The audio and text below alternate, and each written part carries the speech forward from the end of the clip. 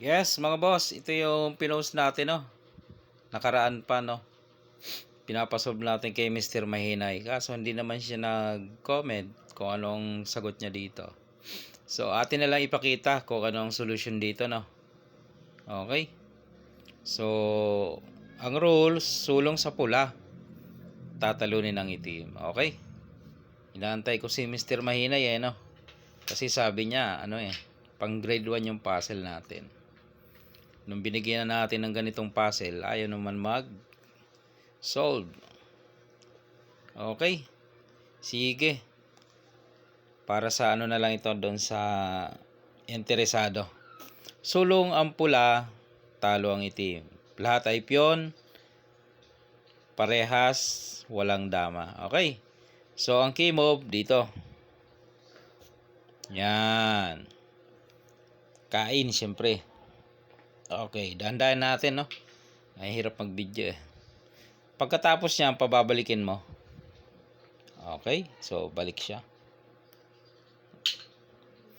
Sunod, magpapakain ka ngayon dito. Dito. Yan.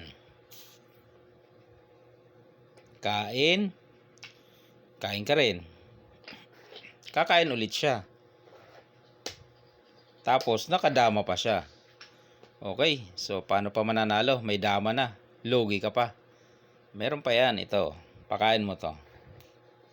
Yan. Tapos, pagkain niya, kain ka atras, syempre. Yan. Dyan na. May idea ka na. Kasi kakain yung dama niya ng dalawa eh. Yun. Okay. O, di babanatan mo naman. Yan. Dahan-dahanin natin. Yan. Subuan mo dyan. Okay. O, kain ka ng 3. 1, 2, 3. Ayan. Kakain naman siya. Kakain ka naman. Dama ka. O, kaya matatalo yan. Eskwalado eh. O, makakalusot pa ba yung 3 niya? 3 piyon? Hindi na, no? Saan siya magpapakain dyan? Kapag dito siya nagpakain, talo na. Kasi pag sulong niya dito, kukunin mo ang gitna. Maglalagari, ano? Okay? So, balik natin. Malamang dito yung magpapakain, no?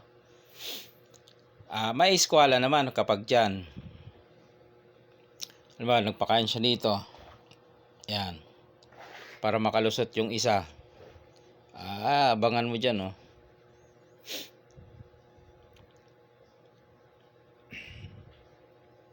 Ilag. Dito lang. Hindi niya makalusot. Kaya dito siya. Dito lang. Ilag na naman yon. Dito siya. Dito ka. Bibigay ito para makalusot. Dito siya. Hindi nalulusot. Abangan mo dito eh. Hindi naman pwede dito kasi ayun kakainin. So dito siya.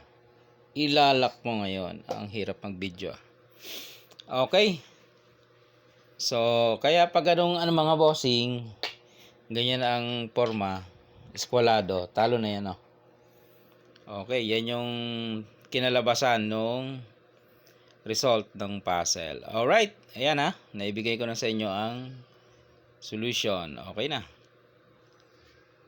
Okay na si Mr. Mahinay, no?